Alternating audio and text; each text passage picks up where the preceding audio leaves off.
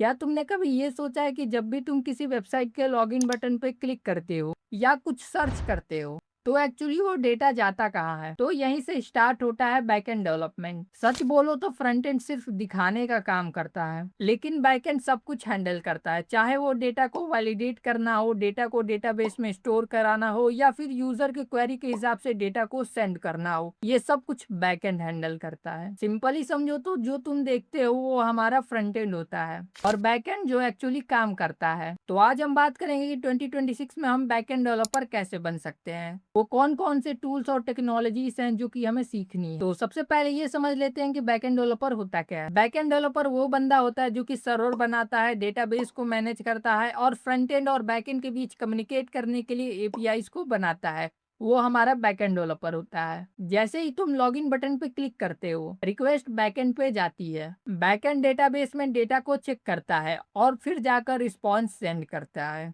और ये पूरा प्रोसेस हमारा बैकएंड डेवलपर बनाता है। बैकएंड डेवलपमेंट के लिए सबसे पहले आपको एक प्रोग्रामिंग लैंग्वेज चूज करनी होगी और वो डिपेंड करता है आपके गोल पे कि आपको किस फील्ड में जाना है। जैसे कि हमारे पास बहुत सारे ऑप्शन है, जावा स्क्रिप्ट है, पाइथन है, जावा है, सी शार्प है।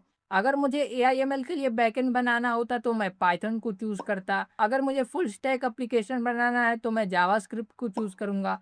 अगर मुझे इंटरप्राइज लेवल का बैकएंड बनाना है तो मैं जावा को चूज करूंगा। अगर मुझे इंटरप्राइज लेवल बैकएंड बनाना है माइक्रोसॉफ्ट इकोसिस्टम में तो मैं सी शार्प को चूज करूंगा। और किसी भी प्रोग्रामिंग लैंग्वेज को आप चूज करने से पहले आप अपने गोल को एक बार जरूर देख लीजिए आपको बनाना क्या है, तब जाकर आप प्रोग्रामिंग लैंग्वेज को चूज करो।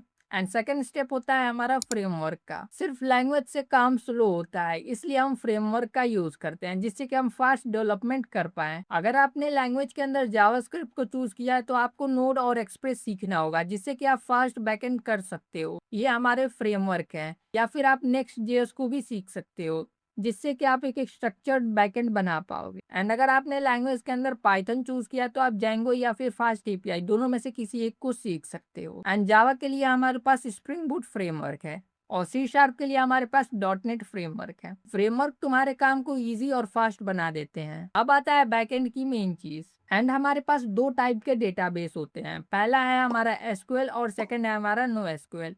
एसक्यूएल के अंदर डेटा हमारा टेबल्स के अंदर स्टोर होती है और नो एसक्यूएल के अंदर हमारे पास डेटा डॉक्यूमेंट के फॉर्म में स्टोर होती है। एसक्यूएल के अंदर आप माई एसक्यूएल या फिर पोस्टग्रेस एसक्यूएल को सीख सकते हो और नो एसक्यूएल के अंदर आपको मोंगोडीबी को सीखना होगा। यहाँ पर तुम यूजर का डेटा, लॉगिन इन्फो सब कुछ स्टोर करते हो। फोर्थ स्टेप होता है हमारा एपीआई का। एपीआई का मतलब एप्लीकेशन प्रोग्रामिंग इंटरफेस, जो कि बैकएंड और फ्रंट एंड के बीच में ब्रिज का काम करता है।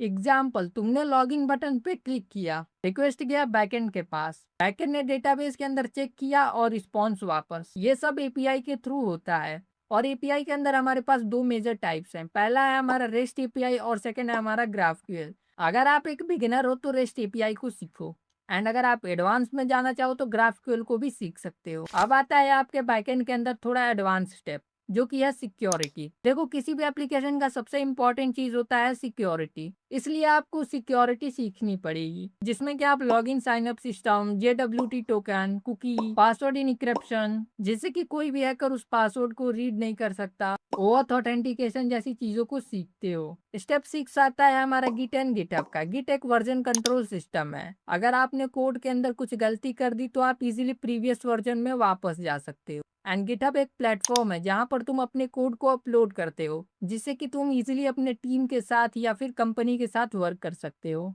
स्टेप 7 होता है हमारा डिप्लॉयमेंट का। अब आपने सब कुछ बना लिया है पर वो इंटरनेट पे लाइव ना हो तो वो किसी काम का नहीं है, इसलिए डिप्लॉयमेंट जरूरी है। डिप्लॉयमेंट का मतलब अपनी वेबसाइट को इंटरनेट पे लाइव करना जिससे कि यूजर उसको एक्सेस कर सके। इसके लिए आप रेलवे, रेंडर, एडब्ल्यूएस जैसे प्लेटफॉर्म का यूज करते हो। एंड एक्स्ट्रा टूल्स के अंदर आप पोस्टमैन, डॉकर और रेडिस को सीख सकते हो। पोस्टमैन का यूज हम एपीआई को टेस्ट करने के लिए करते हैं एंड डॉकर का यूज हम अपने एप्लीकेशन को कंटेनर के अंदर रन करने के लिए करते हैं एंड रेडिस को हम फास्ट डेटा एक्सेस, कैशिंग के लिए यूज करते हैं। एंड अगर आप इन एडवांस टूल्स को सीखते हो तो आप 80% डेवलपर्स से आगे निकल जाओगे। देखो, सिंपल सी बात है, बैकएंड इजी नहीं है पर पावरफुल है और ये ऐसे डरने की जरूरत नहीं है।